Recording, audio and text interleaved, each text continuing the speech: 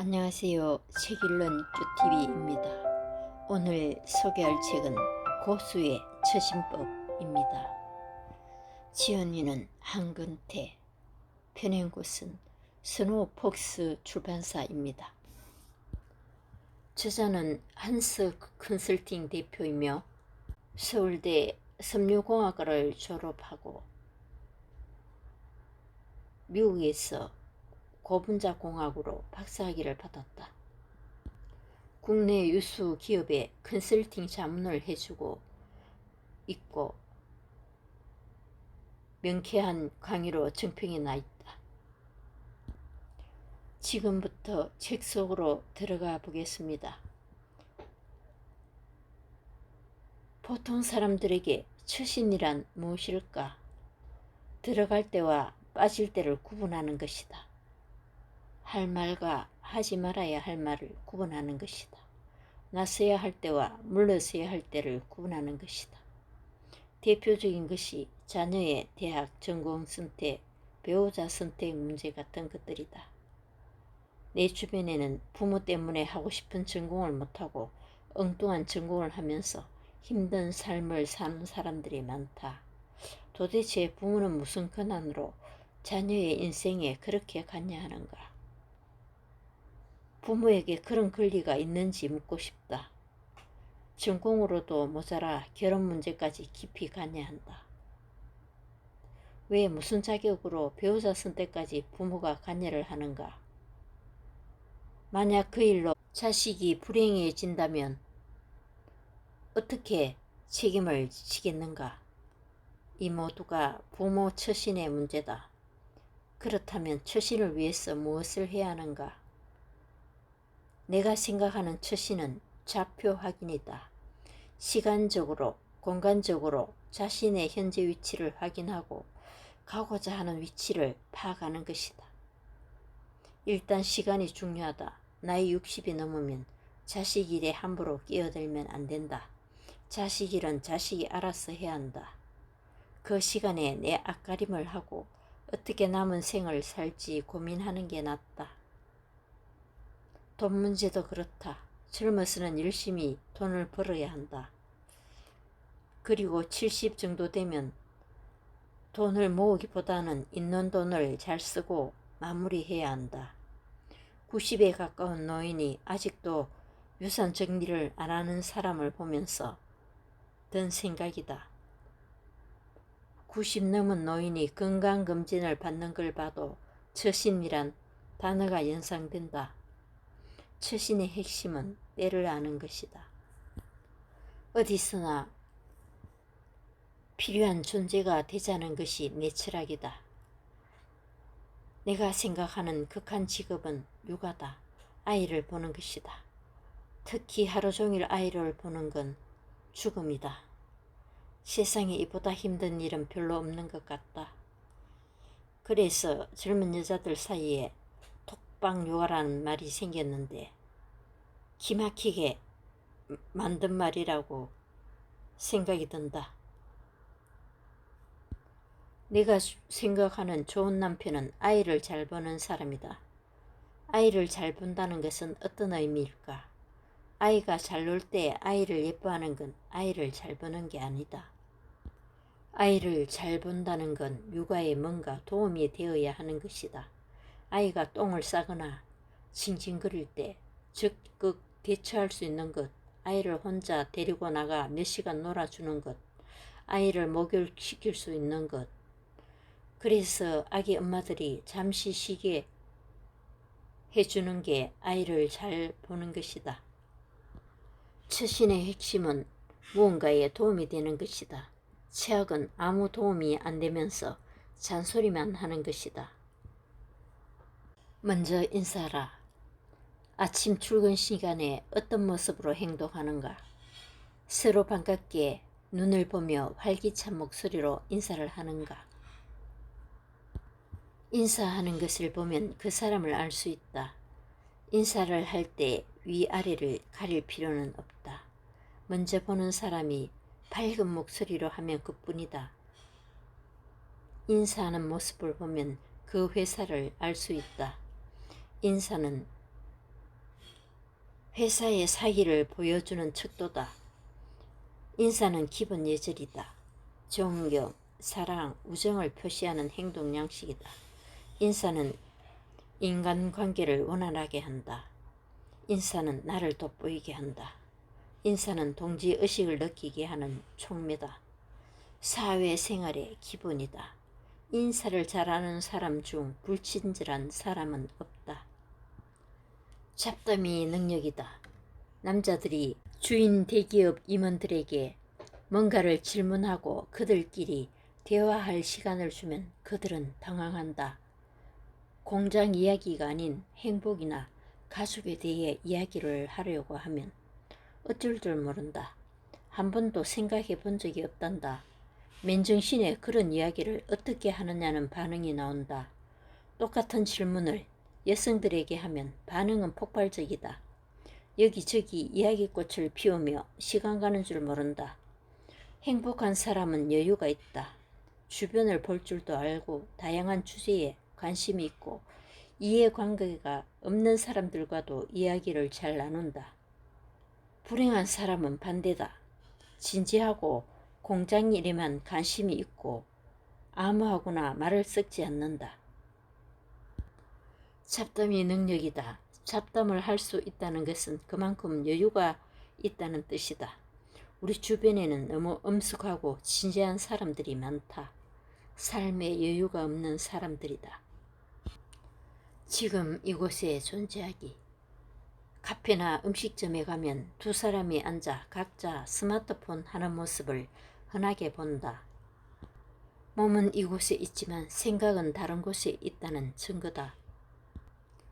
잘 산다는 건 무엇일까? 지금 이 순간에 집중하는 것이다. 그런데 많은 사람들은 지금 이곳에 집중하지도 않고 존재하지도 않는다. 과거를 떠돌기도 하고 미래에 있을 일을 생각하느라 현재에 집중하지 못한다. 나는 현재 이곳에 존재할까? 몸은 이곳에 있지만 집중하지 못하고 딴 생각을 하는 경우가 많다. 직장에 있지만 마음은 집에 있는 경우도 있고 반대의 경우도 있다. 내가 생각하는 존재는 몸과 영혼이 함께하는 것이다. 지금 이 순간을 충만하게 보내는 것이다. 잘 산다는 건 지금 이 순간을 최대한 느끼는 것이다. 지금 이 순간을 온전히 즐기는 것이다. 삶은 소유가 아니라 순간순간의 있음의 결과물이다. 우리는 언젠가 죽는다. 모두가 한때일 뿐이다. 최선을 다해 산다는 것은 최대한 존재하는 것을 의미한다. 내가 포기한 것. 글 쓰는 직업을 택한 후 나는 저녁 생활을 포기했다. 저녁에 시인들과 술을 마시면 후유증이 심하기 때문이다. 늦게까지 술을 마시면 아침에 일찍 일어날 수도 없고 다음날은 물론 그 다음날까지 일을 제대로 할 수 없었다. 그렇게 저녁 생활을 포기하고 지낸 지 제법 됐다. 처음엔 힘들었지만 지금은 괜찮다. 술을 마시는 즐거움도 있지만 술을 마시지 않을 때의 즐거움도 있을 수 있다. 선택의 또 다른 말은 포기이다. 선택을 한다는 것은 뭔가를 더하는 게 아니다. 새로운 뭔가를 하기 위해 다른 하나를 포기하는 것이다. 남들이 좋다는 모든 것을 하면서 살 수는 없다. 그중 자신에게 맞는 것을 선택해야 한다. 그 전제 조건은 우선 덜 좋은 것, 하지 않아도 되는 것은 포기하는 것이다. 사실 이게 가장 어렵다. 설정의 세계. 남자는 이래야 하고 여자는 저래야 한다. 다른 집 아들은 이걸 해주고 다른 집 딸은 저걸 했다더라. 옆집 남편은 돈도 잘 벌고 자상하다더라. 앞집 부인은 예쁘고 애도 잘 키운다더라. 이게 설정의 세계다. 자신의 이상향을 미리 정해놓고 거기에 주변 사람들이 모두 따라주기를 기대한다. 자신도 피곤하고 주변 사람들은 죽음이다. 그러는 본인은 잘하는지 묻고 싶다. 그렇게 평생 살아서 살림은 폈는지 주변 사람들이 행복했는지 따지고 싶다. 설정은 드라마에나 있지 삶에는 존재하지 않는다. 뭔가를 설정하고 거기에 상대를 맞추려 하면 관계가 힘들어진다. 상대도 죽고 나도 죽는다. 설정의 세계에서 빠져나와야 한다. 인간은 모두 다르다. 그가 처한 환경도 다르다. 이 사실을 인정하고 받아들여야 한다. 잔소리를 하지 마라. 신혼 초 유학을 앞두고 처가에서 1년 살 때의 일이다. 출근을 하다 아내에게 손수건을 부탁했다. 서랍을 뒤적이던 아내가 빨아놓은 손수건이 없다면서 대신 가재 수건을 건네주었다. 난 별 생각 없이 호주머니에 넣었다. 그 장면을 본 장인 어른이 나중에 아내를 호되게 야단쳤다는 것이다. 어떻게 살림하는 여자가 남편에게 가지 수건을 줄 수 있느냐? 다른 사람들이 이를 보면 뭐라고 하겠느냐? 대강 이런 내용이다. 당사자는 별말을 하지 않는데 아버지로부터 야단을 맞은 아내는 그때 결혼을 잘했다고 생각했단다. 난 잔소리를 잘하지 않는다. 거의 해본 기억이 없다. 잔소리를 하다 보면 내 자신이 우스꽝스럽게 느껴진다. 나같이 허술하고 빈틈 많은 사람이 누군가에게 잔소리한다는 게 상상이 되지 않는다. 그럴 자격이 없다는 걸 난 잘 알고 있다. 또 잔소리 듣는 걸 싫어하기 때문에 잔소리를 하지 않는다. 내가 유일하게 아내로부터 받은 칭찬은 바로 잔소리를 하지 않는다는 것이다. 잔소리는 하지도 말고 받지도 말자. 그게 정말 괜찮은 처신이다. 정신건강에도 좋다. 해도 안 되는 건 하지 마라. 대학 졸업 후 10년 이상 고시에 매달린 사람이 있다. 결국 포기했지만 대가는 혹독했다. 자신도 가족도 모두 피해자가 되었기 때문이다. 박사학위를 따느라 10년 이상을 바친 사람도 있다. 13년 만에 학위는 했지만 이미 40 중반이 되어 취직을 못하고 있다. 사람들은 모두 나름대로의 주특기와 강점이 있다. 10년 이상 투자했는데도 성과가 나지 않는다면 뭔가 자신과 맞지 않는다는 것을 의미한다. 내 일이 아닌 것이다.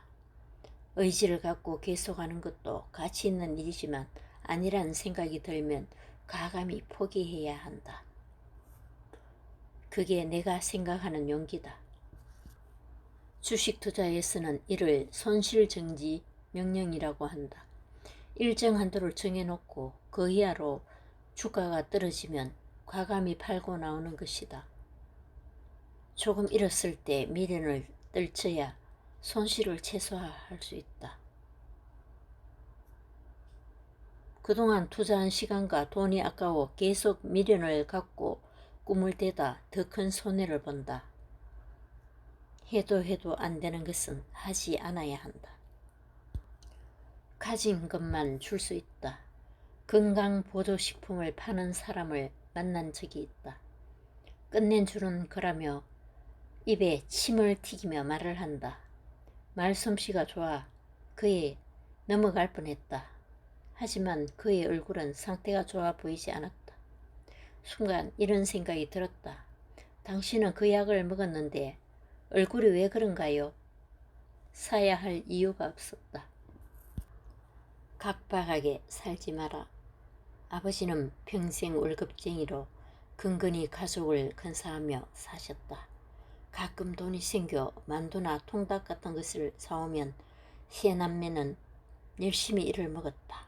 당신은 별로 드시지 않고 미소를 잔뜩 머금은 표정으로 물끄러미 우리를 보시다 꼭 하는 말씀이 있었다. 자식들 입에 뭔가 들어가는 걸 보는 것만큼 행복한 일은 없다. 니들이 먹는 걸 보면 너무 행복하다. 나 역시 그렇다. 내가 열심히 일하고 돈을 버는 가장 큰 이유는 기쁜 마음으로 써줄 아내와 자식이 있기 때문이다. 그게 내 존재의 이유이고 내가 돈을 버는 이유이다. 그런데 요즘은 달라진 것 같다.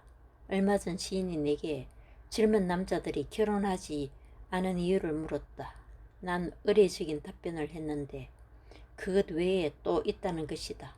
뭐냐고 물어보자 자기가 버는 돈을 아내와 같이 쓰기 싫어서라는 것이다.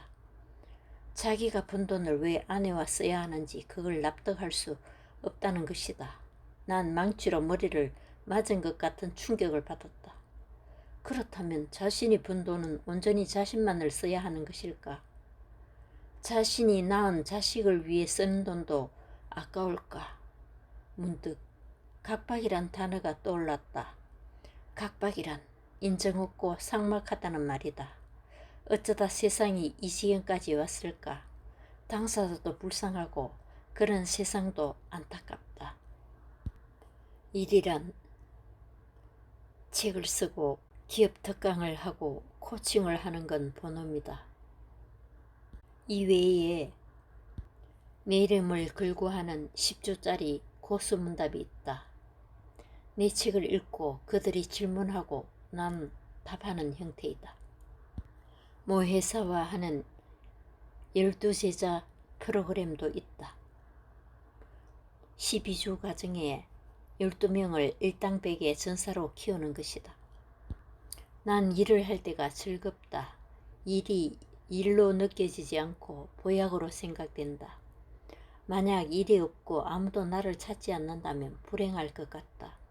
복 중 가장 큰 복은 일복이라고 생각한다. 사람들은 건강을 지키는 것에는 큰 관심이 있지만 일을 지켜야 한다는 생각은 하지 않는 것 같다. 건강만큼 중요한 것이 일이다. 건강을 지키는 것만큼 일을 지켜야 한다. 그래야 그 일이 나를 지켜주기 때문이다. 내게 일이란 나를 지켜주는 수호신이다. 건강해도 할 일이 없다면 견디지 못할 것 같다. 말 한마디의 힘.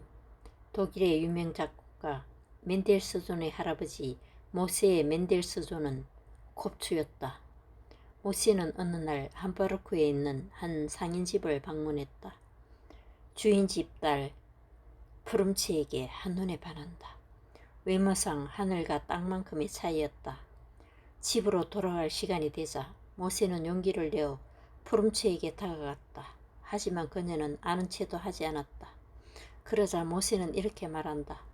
당신은 결혼할 배우자를 하늘이 정해준다는 말을 믿나요? 프룸치는 고개를 밖으로 돌린 채 그래요 라고 답한다.